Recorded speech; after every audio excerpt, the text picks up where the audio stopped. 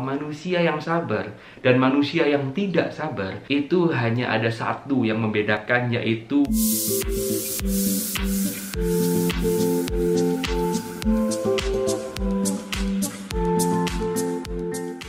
Hai teman-teman semuanya, kembali lagi dengan saya Andi di sini. Jadi pada hari ini kita akan membahas topik tentang kesabaran. Jadi salah satu resolusi saya pada tahun 2020 ini pengen menjadi manusia dengan EQ yang lebih tinggi. EQ itu adalah emotional control yang lebih tinggi. Jadi bisa menjadi manusia yang bisa lebih mengatur emosinya, lebih mengatur tutur kata, dan lebih mengatur frekuensi di dalam hati. Jadi vibrasi yang saya pancarkan ke dunia ini merupakan vibrasi yang sukacita dan bahagia senantiasa. Nah, maka dari itu untuk mewujudkan hal itu supaya bisa menjadi sebuah kenyataan, saya harus banyak mengkonsumsi topik-topik, buku-buku, video-video yang memberikan tutorial bagaimana caranya supaya kita bisa menjadi manusia yang lebih sabar. Oke. Nah, setelah perburuan saya selama sekian lama, dari bulan 1 sampai bulan 8, berarti 8 bulan ya, ada beberapa buku yang tentang filsafat, tentang pandangan hidup, dan buku tentang psikologi yang saya baca. Nah, ada salah satu tips. Jadi sekian banyak tips yang saya baca, ada satu yang betul-betul saya merasa, wih, iki paling cocok. Nah, jadi tips ini berkata bahwa manusia yang sabar dan manusia yang tidak sabar itu hanya ada satu yang membedakan, yaitu beda yang namanya inner voice. Inner voice itu adalah suara yang muncul dari dalam hati Anda, atau kata-kata yang ada di dalam otaknya Anda ketika Anda mau merespon sesuatu yang terjadi di dunia. A few moments later. Jadi misalnya saya kasih perumpamaan, seandainya saya lagi nyetir di jalan, oke? Nyetir di jalan, tiba-tiba di belakang ada yang klakson, ya?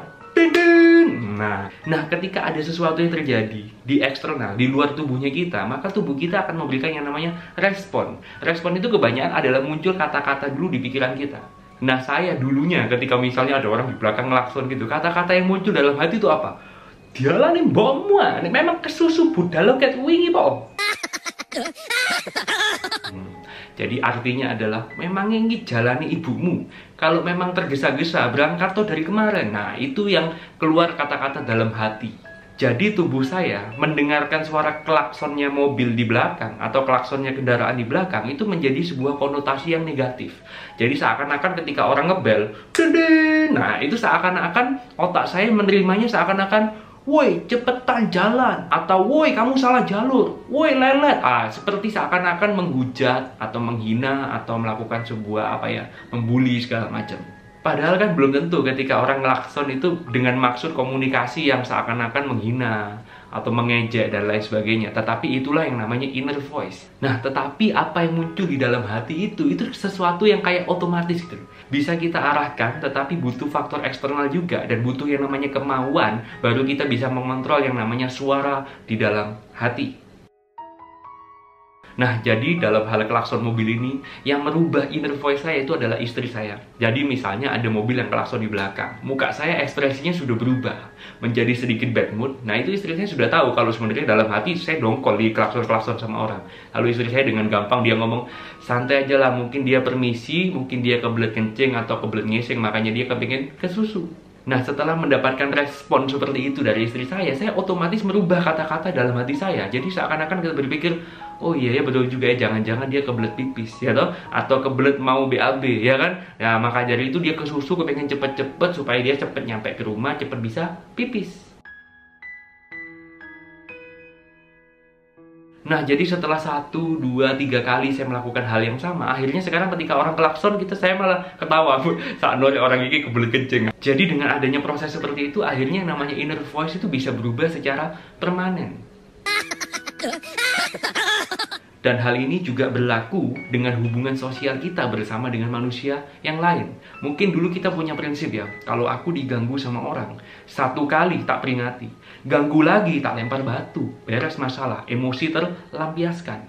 Nah, coba bayangkan kalau kalian memiliki inner voice yang seperti itu, atau prinsip hidup, atau kata-kata dalam pikiran yang seperti itu, maka hidup kalian setiap hari isinya berantem, diganggu orang sekali, ya kamu bilang, woi jangan ganggu. Ganggu lagi 2 kali, kalian sudah langsung pukul, lempar batu, segala macam. Akhirnya ribut lah, pergi kantor polisi, repot, tuntutan, segala macam. Orang yang emosional itu hidupnya pasti banyak masalah.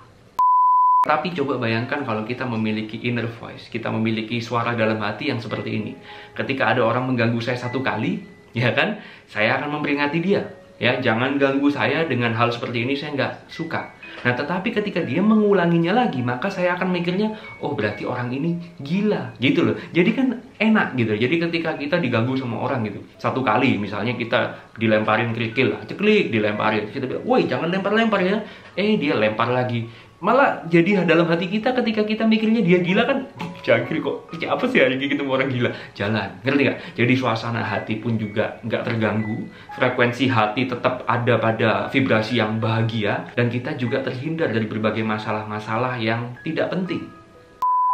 Oke, kalau begitu teman-teman semuanya, sekian video saya pada hari ini. Semoga apa yang saya sampaikan bisa bermanfaat untuk teman-teman semuanya. Saya doakan semoga saya dan kalian semuanya bisa menjadi manusia yang jauh lebih sabar. Sampai jumpa lagi di episode berikutnya.